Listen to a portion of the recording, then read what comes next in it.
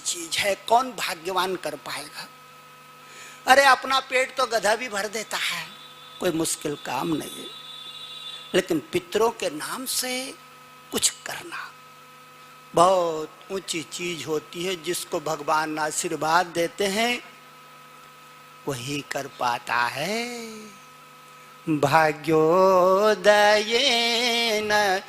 बहुजनमय समर्जितेन।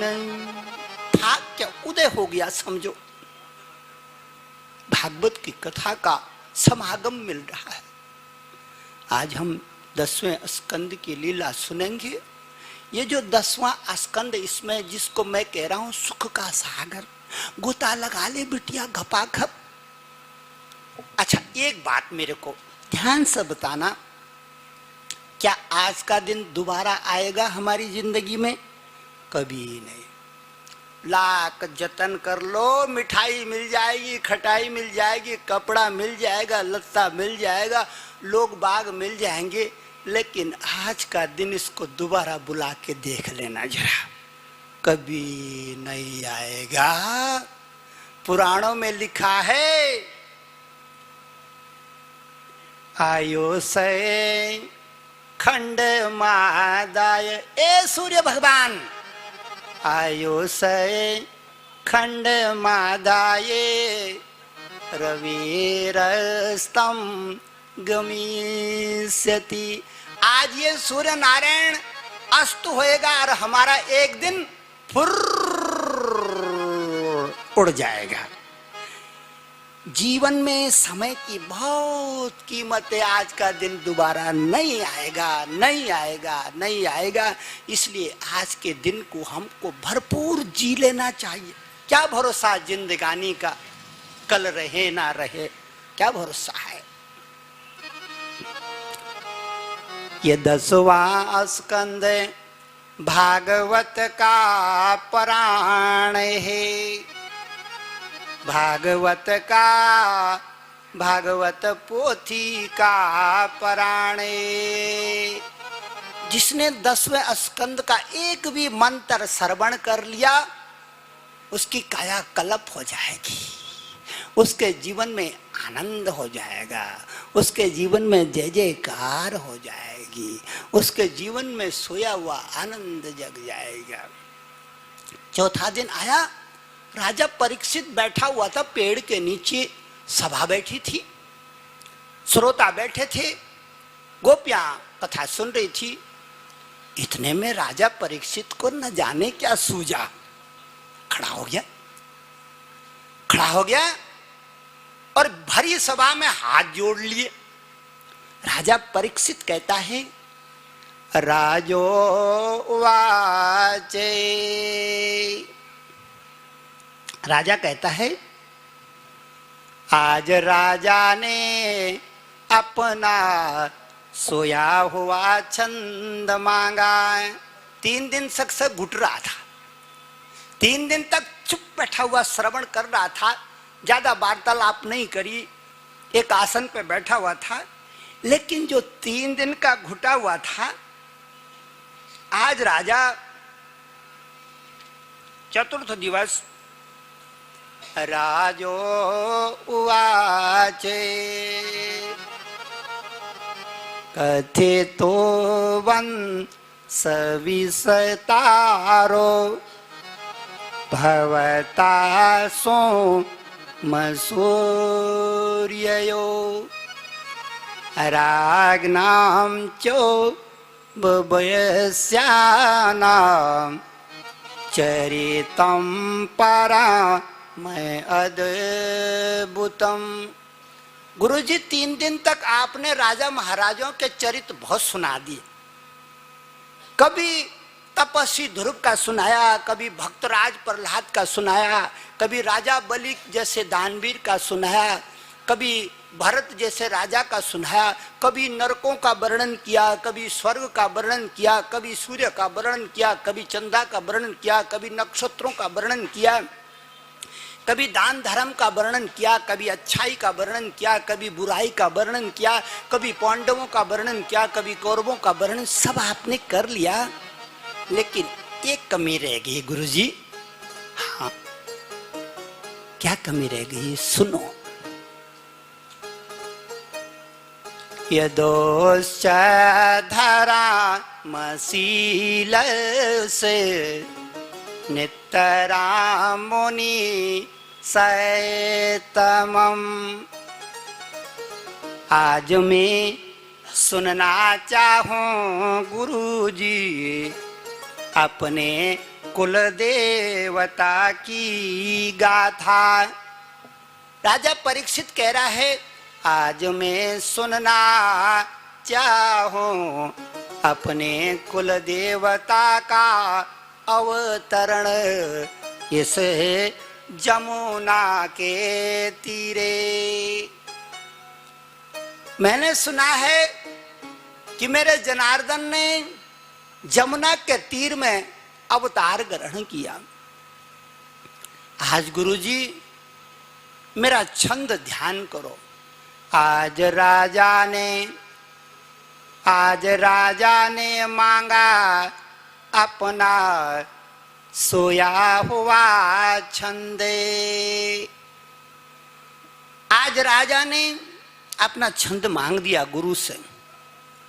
क्या सुनना चाहता है? अवतरण किसका? अपनी कुल देवता का। गुरु ने जब सुना कि राजा परीक्षित अपने कुल देवता की लीला सुनना चाहता है, गदगद हो गए और कहते हैं संतान बीजमय कुरु पांडवा नाम। धन्य है आज तूने पांडवों का जो रक्त है ना तेरे अंदर, उसे उजागर कर ही दिया रे।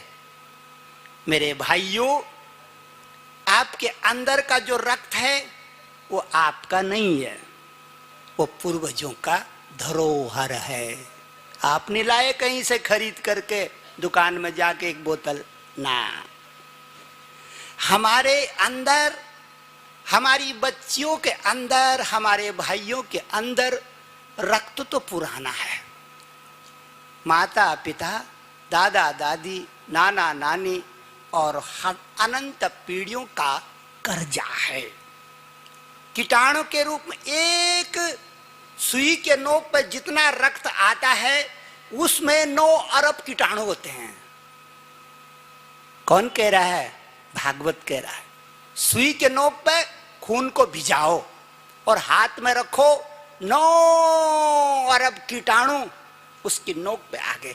यानी कितने पुराने कीटाणु होंगे हमारे खून में, कोई हिसाब नहीं है। इसीलिए कहते हैं पितृ ऋण। 3 ऋण होते हैं भागवत में।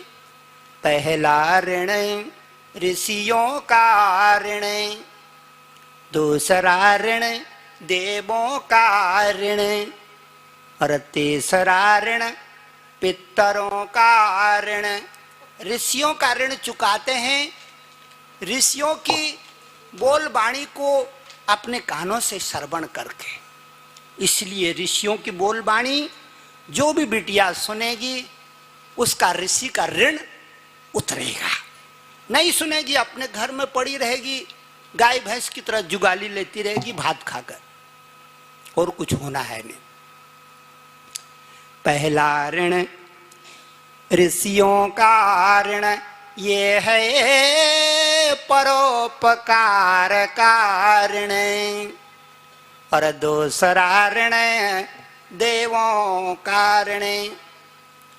देवताओं का ऋण, जो आदमी देवताओं को नहीं पूजता, किसी न किसी रूप में संसार में उसके अंदर की जो शक्तियां हैं उनमें उभार नहीं आता, देवताओं का आशीर्वाद नहीं मिलता, उटपटांग जिंदगी बना के जीता है और उटपटांग जीवन जीते जीते मर खप जाता है।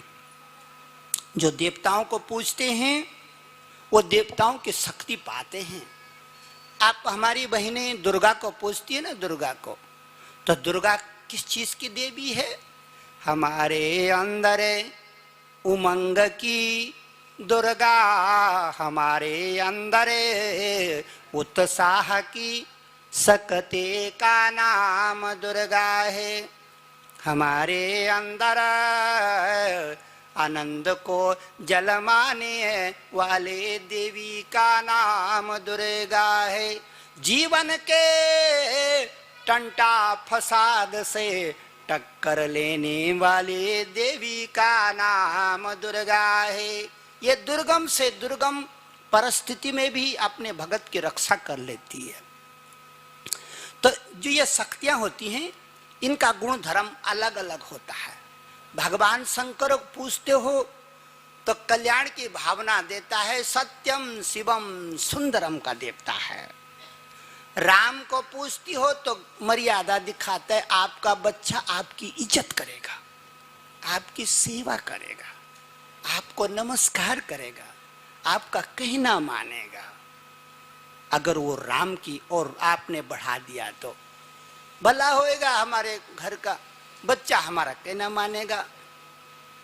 नहीं तो वो उधर जाएगा, वो उधर जाएगा, वो उधर जाएगा, हमारा जीवन नरक बनाएंगे, हमारी कमाई को पानी में बहा देंगे। तो मेरी बहनों, मैं ये कह रहा था, आज राजा ने जब छंद मांगा, गुरुजी कहते हैं परीक्षित को, सुकमनि